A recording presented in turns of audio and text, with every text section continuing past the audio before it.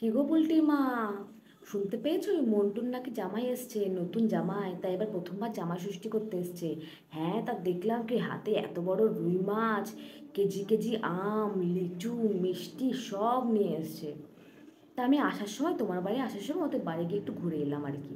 তা দেখলাম মন্টুর বউ সে খাসির মাংস রান্না করছে, সেই ইলিশ মাছ রান্না করছে। মনে হয় মন্টুর জামাইকে আজকে ভালো মন্দ খাওয়াবে। হ্যাঁ গো, জামাইকেও দেখলাম, সেই ইয়া লম্বা, এত বড় ভুঁড়ি, হাট্টা গোট্টা চেহারা। আমার মেয়ের জামাই, হ্যাঁ গো আমার মেয়ের জামাই এসছে। তুমি তো দেখেছো আমার মেয়ের জামাইকে, কি রোগা, খেতে পারে না গো, একটুও খেতে পারে না। আমার মেয়ে তাই আমাকে ফোন করে বলে যে মা, তোমার জামাই কিচ্ছু খেতে পারে না গো, কিচ্ছু খেতে পারে না। আমিও এই মেয়ের জামাইয়ের জন্য রান্না বান্না করে আসলাম।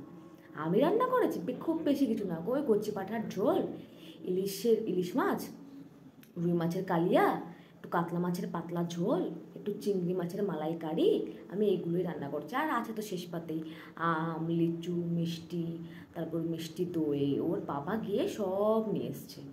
হ্যাঁ গো, হ্যাঁ মন্টুর মেয়ের জামাইয়ের মতন আমার মেয়ের জামাই ভাই অত খেতে পারে না। আমার মেয়ের জামাই খুব রোগা, একদম খেংটি চিপানা চেহারা, একদম খেতে পারে না গো, একদম খেতে পারে না। তুমি বলো ওই রাক্ষসের চেহারা, ওই রাক্ষসের চেহারা কত খাবার লাগে, কত খাবার খায়। আমার জামাইটা যদি একটু খেত গো, তাহলে একটু খুশি হতো। আমার মেয়েটাও আমাকে বলে যে মা, তোমার জামাই কিচ্ছু খেতে পারে না গো, কিচ্ছু খায় না, কিচ্ছু খায় না, তার জন্য অত রোগা।